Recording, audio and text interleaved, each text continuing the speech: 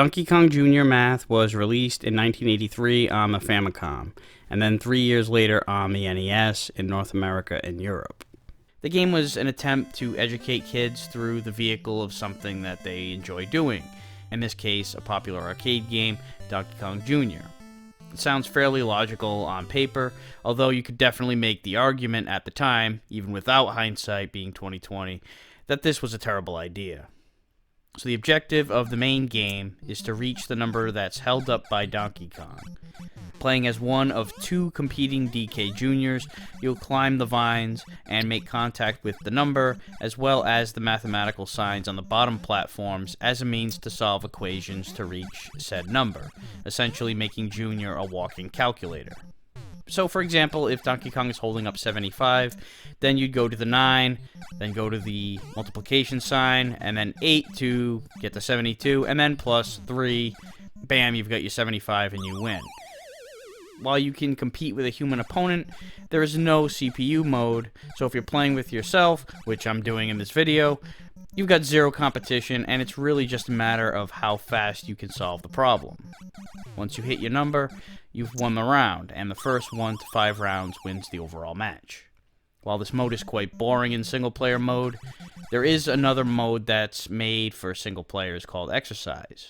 Here you climb chains to hit correlated numbers to solve a problem up on the board. Somehow it's even less compelling than the main game when playing by yourself.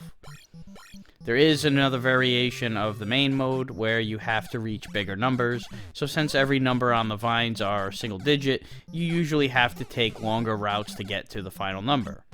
But at the end of the day, whether it's 1 player, 2 players, main game, exercise mode, it doesn't matter.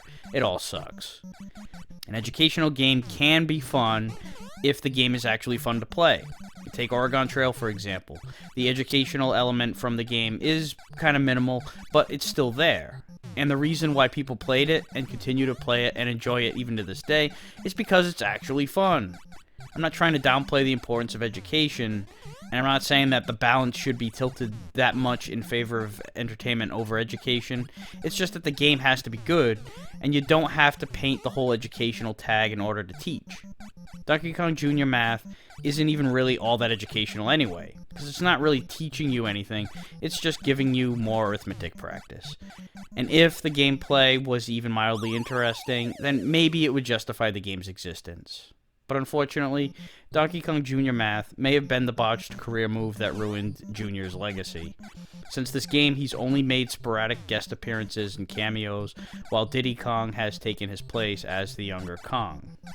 However, there are reports in Donkey Kong canon that suggest that the adult Donkey Kong in games like Donkey Kong Country is actually Junior all grown up, but some of these backstories contradict each other, and there doesn't seem to be any kind of official consensus. Plus, I mean, who really looks at Donkey Kong in these games and sees him as Junior and not Donkey Kong? So Junior kind of faded into relative obscurity after this, similar to Pauline, also from the original Donkey Kong run. So did this math game really have any kind of an impact on that? Nah, but it is unfortunate that this was his last confirmed starring role.